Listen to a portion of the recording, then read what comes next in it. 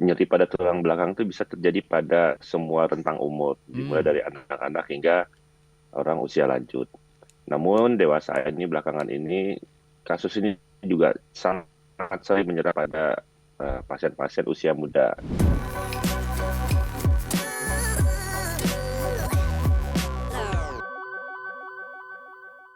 Sebetulnya apa penyebab paling sering yang dapat menimbulkan rasa nyeri pada tulang belakang ini, Dokter Niko? Oke, jadi sebenarnya nyeri pada tulang belakang itu bisa terjadi pada semua rentang umur, dimulai Hmm. dari anak-anak hingga orang usia lanjut. Namun dewasa ini belakangan ini kasus ini juga sangat sering menyerang pada pasien-pasien usia muda, Hmm. usia produktif, 18 sampai 40 tahun gitu. Baik. Namun ada kabar baik nih, Hmm. karena 80 sampai 90% penyebab paling sering dari nyeri pada tulang belakang ini sebenarnya bukanlah sesuatu yang serius. Jadi hanya Oh. masalah otot dan ligamen. Seringkali memang penanganannya hanya berupa istirahat dan memodifikasi faktor resiko. Mungkin nanti kita akan bahas apa sih sebenarnya faktor resiko yang menyebabkan seseorang itu rentan untuk ya mengalami nyeri pada tulang belakang. Oke. Seperti itu, Mas Yudi. Jadi menyerang semua rentang usia ya, Dok ya, termasuk usia produktif dari 18 sampai. Seluruh rentang usia Oke. Apakah ini ada hubungannya dengan 40 tahun. kebiasaan rebahan yang sekarang menjadi tren, Dokter Niko? Ya, jadi sebenarnya ya kan seperti yang saya bilang itu Heeh. 80 sampai 90% sebabnya itu hanya karena ya cedera pada otot. Mhm. Nah, cedera pada otot itu sangat erat hubungannya sama beberapa hal, terutama posisi badan baik saat kita diam ataupun bergerak. Mhm. Nah, jadi kalau rebahan dengan posisi yang salah itu juga salah satu faktor risiko yang dapat menyebabkan Oh. terjadinya nyeri pada tulang belakang.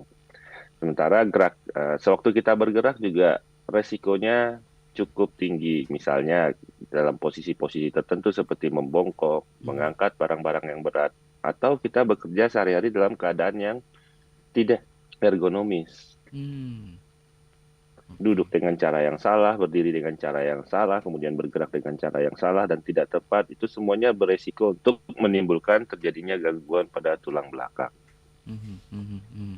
Oke, tadi sudah disampaikan, Dok, kalau kita bicara tentang gangguan pada tulang belakang ini ada kaitannya dengan beberapa faktor resiko. Nah, kalau bisa terjadi pada saat diam dan bergerak, ini bagaimana faktor resikonya, preferensi antara yang diam dan bergerak, kemudian dari jenis kelamin, apakah juga diturunkan secara genetik?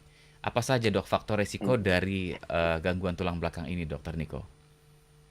Ya, ada beberapa penyebab nyeri pada tulang belakang yang dapat diturunkan secara genetik penyebabnya, namun itu jumlahnya sangat kecil. Mhm. Seperti contohnya tumor. Jadi jangan salah loh. Hmm. Jadi ketika kita menderita suatu tumor atau cancer, maka salah satu keluhan atau gejala yang dapat dirasakan pasien adalah nyeri pada tulang belakang.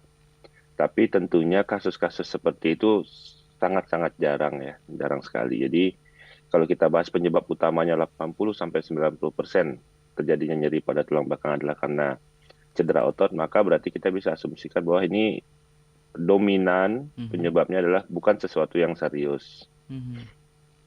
Oke. Jadi sebenarnya ini suatu hal yang kita tidak perlu takut banget gitu loh. Mhm, mhm, mhm, mhm. Karena obat utamanya sebenarnya seringnya hanya istirahat aja cukup Oh, dan oke. menghindari gerakan-gerakan yang salah. Oke, oke. Hmm. Dalam tahap mana, Dok, sampai kemudian, kalau tadi sebetulnya bukan sesuatu yang serius ya, tapi, di titik mana kemudian kita harus waspada nih, ini harus segera mendapatkan penanganan lebih lanjut oleh dokter ahli? Oke, ada beberapa keluhan yang membuat kita harus berhati-hati. Di dalam Mmm. dunia tulang belakang kita menyebutnya dengan bendera merah atau refleks. Oke. Jadi beberapa contoh kondisi yang membuat seorang pasien harus sedikit berhati-hati adalah jika nyerinya sampai mengganggu tidur. Oke. Kemudian nyeri pada tulang belakang itu menyebabkan penurunan kekuatan otot pada pasien gitu. Dan dia menyebabkan kelemahan. Jadi pasien tuh jalannya kok nggak enak, kok rasanya lemes. Oh, oke. Kemudian rasa nyerinya dari segi frekuensi dan intensitas semakin hari semakin berat. Oke. Jadi kalau misalnya di awal pasien mengeluh, nih saya masih bisa duduk dengan nyaman dok, gitu. Mhm. Lama-lama kok. duduk aja saya nggak kuat, saya harus tiduran dok. Mhm. Lama-lama nanti, dok saya tiduran harus miring dan membongkok dok, itu benar-benar mengganggu. Nah itu adalah salah satu tanda bahaya. Mhm. Kemudian Mhm. ada lagi beberapa keluhan lain yang mungkin pasien tidak tahu kalau itu berhubungan dengan masalah di tulang punggung. Mmm. Seperti contoh, terjadinya nyeri disertai dengan gangguan buang air besar dan buang air kecil. Mhm. Mhm. Kadang sampai mengganggu fungsi seksual dan mengganggu pola berjalan. Nah, ini yang sering sekali pasien miss. Dia tidak tahu kalau itu ternyata bagian dari penyakit yang timbul di tulang belakang. Oh. Namun, tanda-tanda tadi juga tidak perlu takut. Itu hanya tanda bahaya, belum tentu pasti gitu. Mhm. Nah, ketika terjadi tanda-tanda yang saya sebutkan tadi sebagai bendera merah atau red flags, maka sebaiknya konsultasikan segera ke dokter ahli tulang belakang agar dokter dapat menentukan dan melakukan pemeriksaan tambahan untuk memastikan Anda baik-baik saja gitu. Oke. Nggak semua tanda bahaya tadi itu juga artinya ada sesuatu yang serius kok. Mhm. Mhm.